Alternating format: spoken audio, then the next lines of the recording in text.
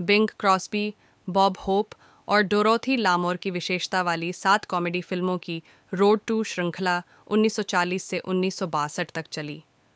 प्रत्येक फिल्म को एक विदेशी स्थान पर सेट किया गया था, जिसे लोकप्रिय फिल्म सेटिंग्स को धोखा देने के लिए डिज़ाइन किया गया था। जंगल में मूल निवासी और अरेबियन से रेगिस्तानी रातें से लेकर ऊंचे समुद्रों पर हिजिंक और ओरिएंट के खजाने तक। 1940 के दशक से प्रतिष्ठित फिल्म श्रृंखला श्रद्धांजलि का विषय रही है।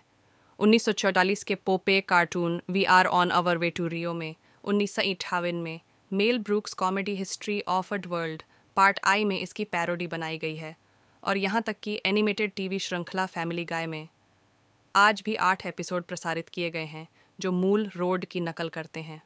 फिल्मों के अलावा कई और फिल्मों और टेलीविज़न शो के लिए रोड टू फिल्मों ने एक सूत्र का पालन किया। प्रत्येक फिल्म में फिल्म शैलियों की नकल की गई और उस समय के दर्शकों के लिए तैयार किए गए आंतरिक चुटकुले शामिल किए गए। आज दर्शकों को सांस्कृतिक स्नैपशॉट और मनोरंजक प्रहसन दोनों के रूप में उनकी सराहना करनी चाहिए। प्रत्येक फिल्म कथानक की दृष्टि से छोटी है, लेकिन मजाक मजाक में अधिक है। होप और क्रॉस्बी आमतौर पर मनोरंजन करने वालों या ठगों की भूमिका अपनी किस्मत पर निर्भर करते हैं। पैसे की उनकी ज़रूरत उन्हें किसी न किसी रूप में पैसा बनाने की योजना में ले जाती है, जिसका सपना आमतौर पर क्रॉस्बी ने देखा था और होप ने अधिकांश अपेक्षित काम करने के लिए धोखा दिया था। रोड टू फिल्मों ने होप और क्रॉस्बी के लिए उनकी व्यक्तिगत प्रतिभाओं के साथ साथ एक मित्र जोड़ी के रूप में उनकी अपील को प्रदर्शित करने के माध्यम के रूप में काम किया। होप ने चुटकुले भेजने का कोई भी मौका नहीं छोड़ा, यहाँ तक कि चौथी दीवार को तोड़ते हुए और फिल्म देखने जा रहे दर्शकों को सीधे संबोधित करते हुए भी। क्रॉस्बी क्रोनर प्रत्येक फिल्म में अद्भुत एकल और युगल प्रदर्शन करते हुए गाता है। साथ में वे मजाक उड़ाते हैं और फिल्मों में संवादों की एड लिबिंग के लिए जाने जाते हैं। लिपियां शाब्दिक के बजाय अधिकतर दिशात्मक हो गईं। प्रत्येक फिल्म में कुछ परिहास शामिल होते हैं जो रोड टू फिल्मों के हस्ताक्षर बन गए। जब उन्हें जाम से बाहर निकलने की ज़रूरत होती है तो होप और क्रॉस्बी मुक्के मारने से पहले अपने विरोधियों का ध्यान भटकाने के लिए पैटी केक खेलना शुरू कर देते हैं। कभी कभी यह काम करता था, कभी कभी यह नहीं करता था, लेकिन यह रोड टू रेसिपी का मुख्य आधार है। इसके अलावा फॉर्मूले में होप के ओनस्कर जीतने के प्रयास में ओवर एक्टिंग का कुछ संदर्भ होगा, जिसमें स्टूडियो के अधिकारियों से उन्हें पुरस्कार देने की चौथी दीवार की अपील भी शामिल होगी। इन प्रतिष्ठित तत्वों को रोड टू फिल्मों में देखना मज़ेदार है और श्रृंखला के आकर्षण को बढ़ाते हैं। दर्शकों को नहीं पता कि वे कब आ रहे हैं, लेकिन वे जानते हैं कि वे आएंगे। प्रत्येक कथानक में दोस्तों ने एक दूसरे के प्रति और अपनी योजनाओं के प्रति अपनी निष्ठा की प्रतिज्ञा की, लेकिन उन योजनाओं को एक खूबसूरत महिला ने हमेशा विफल कर दिया। खूबसूरत महिला अभिनेत्री और गायिका डोरोथी लामोर के रूप में सामने आईं। सभी 7 फिल्मों में दिखाई देने वाली लामोर अंतिम रोड टू पिक्चर को छोड़कर सभी में केंद्रीय महिला पात्र थीं। अपनी पहली फिल्म भूमिका में लामोर ने एक द्वीप राजकुमारी की भूमिका निभाई, जिसने खुद को एक आकर्षक सारंग पहनने वाली सुंदरी के रूप में स्थापित किया।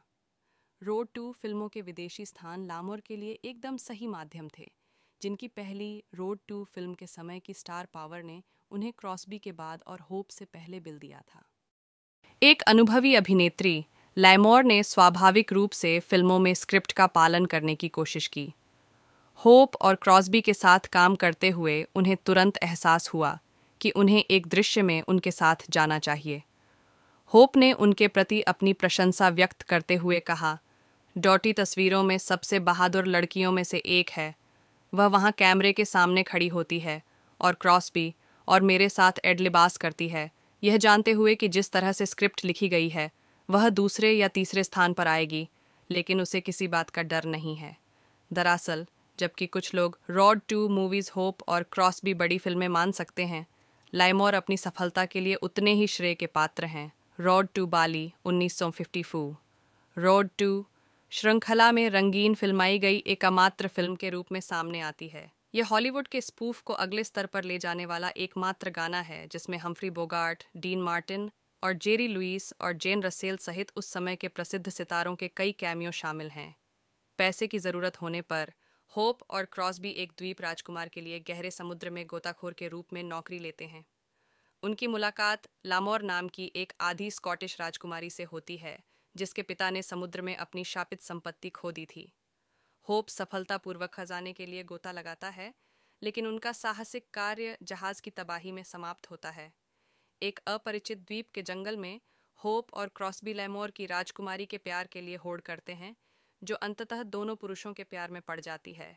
जल्द ही उन्हें स्थानीय मूल निवासियों द्वारा खोजा गया, जिन्होंने खुलासा किया कि महिलाएं कई पति रख सकती हैं। स्वाभाविक रूप से शादी योजना के अनुसार नहीं हुई, लेकिन अंत भला तो सब भला, अंततः तीनों को द्वीप से बाहर निकलने का रास्ता मिल गया। हाथ में खजाना था और उनके साथ एक अतिरिक्त साथी भी था। श्रृंखला की छठी फिल्म रोड टू बाली सभी रोड टू मूवी तत्वों को प्रस्तुत करती है। प्रफुल्लित करने वाले परिहास और प्रेटफॉल, अतिशीर्ष वेशभूषा और सेट, पागल परिस्थितियां और मनोरंजक गीत और नृत्य संख्याएं।